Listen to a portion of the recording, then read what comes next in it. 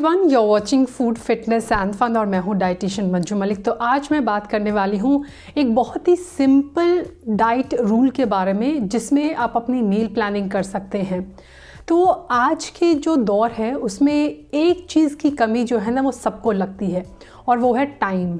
और इसी समय की कमी की होने की वजह से एक फिनोमेना आया मील प्लानिंग। तो मील प्लानिंग जो थी पहले वो सीमित थी कि आप मेन्यू बना लो, चार्ट बना लो, मील चार्ट, और उसको फॉलो करो सो दैट हर बार आपको ये सोचने में टाइम ना वेस्ट करना पड़े कि आपको क्या बनाना है। लेकिन आजकल ये जो मील प्लानिंग है वो और एडवांस हो गई है।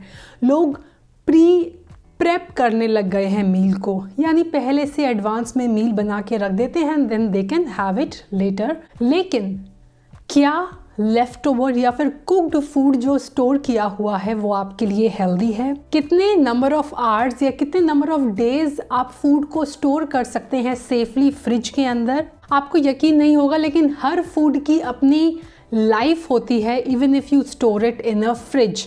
तो उस लाइफ के बारे में भी हम डिस्कस करेंगे। क्या आप स्टोर किए हुए फूड को हीट कर सकते हैं एंड किन लोगों को कंप्लीटली इस तरह का खाना जो पहले से प्रिपेयर किया गया हो, स्टोर किया गया हो, फ्रिज में रखा गया हो, कंप्लीटली अवॉइड करना चाहिए। और दो पर्सपेक्टिव मैं आपके लिए यहाँ पर लेकर आई हूँ कि आयुर्वेद क्या कहता है इस स्टोरिंग के बारे में, इस एडवांस मील प्रेप के बारे में, या फिर लेफ्ट ओवर फूड को खाने के बारे में, और साइंस क्या कहता है। तो चलिए शुरुआत करते हैं। सबसे पहले हम आयुर्वेदिक पर्सपेक्टिव को समझते हैं।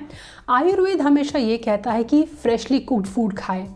जब भी आप मील को कुक करते हैं, दैट फूड प्रोवाइड्स यू प्राणा, वो आपके अंदर आपकी एनर्जी को जनरेट करता है।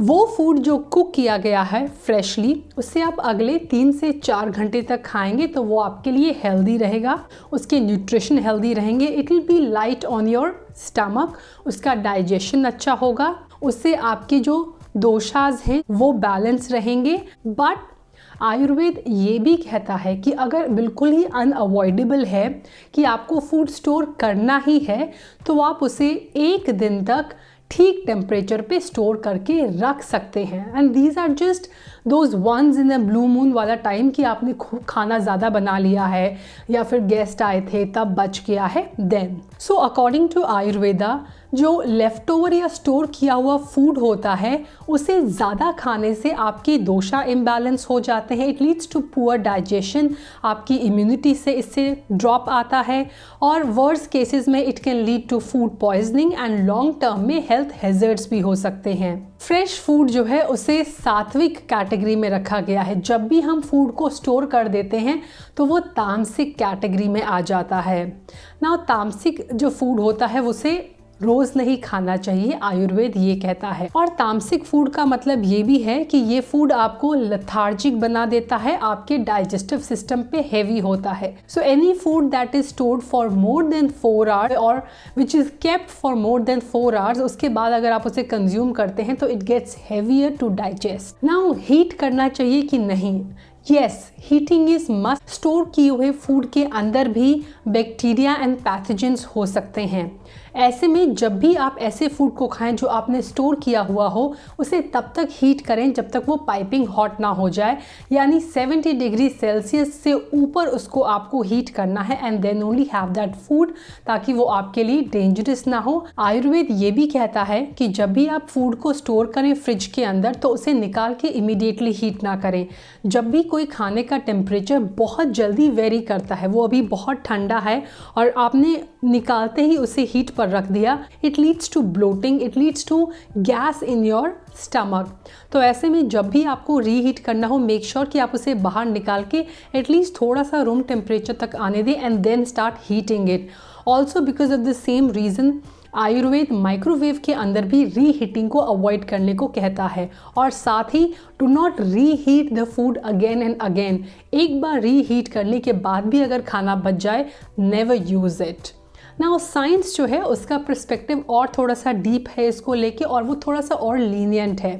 ना साइंस क्या कहता है कि हर डिफरेंट फूड की अपनी अलग अलग लाइफ होती है फ्रिज के अंदर भी। So they are certain food जिन्हें आप अप टू 3 डेज तक फ्रिज में रख सकते हैं, and they are certain food जिन्हें आप विद इन 1 डे यानी 24 आवर्स के अंदर ही कंज्यूम कर लें तो वो आपके लिए हेल्दी रहेगा। ऐसे में सबसे जो लीस्ट रिस्की फूड होते हैं जिन्हें आप स्टोर कर सकते हैं वो हैं वेजिटेबल, सॉटेड वेजिटेबल। सो अगर आप वेजिटेबल्स को सॉटे करके उसे फ्रिज के अंदर स्टोर कर रहे हैं then you can store it up to 3 days as per science. जो नेक्स्ट जो मॉडरेट रिस्क वाले फूड आते हैं उसके अंदर आते हैं ग्रेन्स और या फिर ब्रेड्स जो आती हैं। तो फॉर एग्जांपल कीनोआ है, अगर आप बार्ले को कुक करते हैं, होल ओट्स को कुक करते हैं तो आप उन्हें फ्रिज में 1 या 2 दिन के लिए रख सकते हैं। सेम ब्रेड्स जो हम बनाते हैं, फ्रेशली आपने बेक करके ब्रेड बनाई है, जिन चीज़ों को आप लंबे टाइम के लिए स्टोर नहीं कर सकते हैं उसमें नंबर 1 पर आता है राइस। राइस के अंदर कुक होने के बाद भी ऐसे बैक्टीरिया होने के चांसेस होते हैं जो बहुत जल्दी डेवलप हो जाते हैं। ऐसे में राइस को आप अगर कुक करने के बाद टेबल टॉप पे या अपने किचन के शेल्फ पे 3 से 4 घंटे छोड़ देते हैं और फिर स्टोर करते हैं, it is not good for you. In case अगर किसी इमरजेंसी में आपको राइस को स्टोर करना भी है तो मेक श्योर कि आप जैसे ही वो ठंडे हों थोड़े से उसे आप फटाफट स्टोर कर दें। That means with in an hour और 2 आप उसे स्टोर कर दें फ्रिज के अंदर। Same goes for your meat, जो भी पोल्ट्री की चीज़ें आती हैं, चिकन आता है, जो भी डेयरी प्रोडक्ट्स आते हैं, जितनी पल्सेस आती हैं और जितने लेग्यूम्स आते हैं। और इसमें रीज़न जो है वो ये है कि जैसे जैसे फूड के अंदर मॉइस्चर ज़्यादा होता है, जिन फूड्स के अंदर जितना ज़्यादा मॉइस्चर होगा उनका शेल्फ लाइफ जो होगा वो उतना कम होगा। तो हमारी जितनी भी वेजिटेबल्स हैं जिनमें हाई वाटर कंटेंट होता है उनकी शेल्फ लाइफ कम होती है। Same goes for our foods like soup आपको नहीं रखना चाहिए फ्रिज के अंदर स्टोर करके। Similarly you should never store your smoothies, your shakes, your juices in the fridge. Now अभी हम डिस्कस करते हैं कौन से वो टिप्स हैं जो आपको फॉलो करने चाहिए अगर आप अपने फूड को स्टोर करते हैं। अगर आपका स्केड्यूल बहुत ज़्यादा बिजी है जो आपको अलाउ नहीं करता है कि आप घर में आकर डिनर बनाएं या फिर दोपहर में आपको मॉर्निंग का फूड बनाकर जाना पड़ता है for your kids, then make sure कि आप इन चीज़ों का ध्यान रखें। मोस्ट ऑफ द बैक्टीरियाज जो थ्राइव करते हैं, जो फूड के अंदर आते हैं, वो आते हैं from the temperature between 4 degree Celsius to 60 degree Celsius. तो मेक श्योर कि आपका फूड जो हो वो इससे कम टेम्परेचर के अंदर स्टोर हो। नेक्स्ट इज़ आप रेस्टोरेंट्स के फूड को कभी भी स्टोर मत करें। अगर आप रेस्टोरेंट से फूड ऑर्डर करते हैं तो आपको ये नहीं पता है कि उसके इंग्रेडिएंट्स कितने फ्रेश हैं, और मोस्टली कहा जाता है कि रेस्टोरेंट्स के जो इंग्रेडिएंट्स होते हैं जो वो लोग यूज़ करते हैं they are not that fresh. ऐसे में जो फूड फ्रेश इंग्रेडिएंट से नहीं बना है उसे आप और लंबे टाइम के लिए स्टोर करेंगे तो देयर आर हाई चांसेस कि वो फूड जो है आपके लिए बहुत ही अनहेल्दी हो जाए। सो अगर आप कुछ भी ऑर्डर करते हैं बाहर से और वो बच जाता है, never try to store it and have it the next day और maybe in the coming days. एक और जो इम्पॉर्टेंट चीज़ है वो ये कि फ्रीज़ कर सकते हैं अगर आपको कोई इमरजेंसी में कुछ और चीज़ें स्टोर करनी है। फॉर एग्ज़ाम्पल हम लोग कई बार कॉर्न्स लेकर आते हैं पूरे, उसके कॉर्न्स जब हम निकाल देते हैं तो ज़्यादा देर तक हम अगर उसे फ्रिज में रखते हैं तो वो ख़राब होने के चांसेस होते हैं, स्मेली होने के, स्लाइमी होने के चांसेस होते हैं। ऐसे में हम उन्हें रेफ्रिजरेट करके रखते हैं, फ्रीज़ करके रखते हैं। अपने फूड को डेंजर जोन से बचाने के लिए as I said make sure अगर टेम्परेचर बहुत ज़्यादा है यानी गर्मियों के मौसम में आप उसे 1 घंटे के अंदर स्टोर कर दें, और अगर टेम्परेचर जैसे आजकल थोड़ा कम है तो आप उसे विद इन 2 आवर्स के अंदर स्टोर कर दें। स्टोरिंग कंटेनर्स भी बहुत मैटर करते हैं। मेक श्योर कि आप स्टील के या फिर ग्लास के कंटेनर्स का यूज़ करें। प्लास्टिक कंटेनर्स में अगर आप फूड ज़्यादा स्टोर करते हैं तो वो लीच हो सकता है आपके फूड के अंदर, जिसके हार्मफुल इफ़ेक्ट्स आपको हो सकते हैं ना। रेफ्रिजरेटर भी इंश्योर नहीं करता है। इवन आपने चीज़ें फ्रिज के अंदर रखी हैं तो ऐसे बहुत सारे फूड हैं उनके अंदर लो टेम्परेचर पे भी बैक्टीरिया पनपने के चांसेस होते हैं। तो आप स्प्राउट्स को बहुत ज़्यादा लंबे टाइम तक फ्रिज में भी नहीं रख सकते हैं। आप एज आई सेड राइस को लंबे टाइम तक नहीं रख सकते हैं। Any food such as your smoothies and all will definitely get stale in the fridge as well. और लास्ट जो मैंने आपसे कहा था कि अगर आपको हीट करना है तो 75 डिग्री सेल्सियस के टेम्परेचर से आपको उसको ज़्यादा हीट करना है। अगर आपने ग्रेवीज़ या फिर दाल्स रखी हुई हैं सुबह बना के और उसे दोपहर में कंज्यूम कर रहे हैं या रात में, तो मेक श्योर उसे तब तक आप हीट करें तब तक वो बॉइलिंग ना हो जाए। येस, इसमें न्यूट्रिएंट्स आपके कम होंगे, but then again it is better than ordering food और eating something that is processed और रेडी टू ईट फूड खाने से तो ये अच्छा है होम कुक्ड फूड।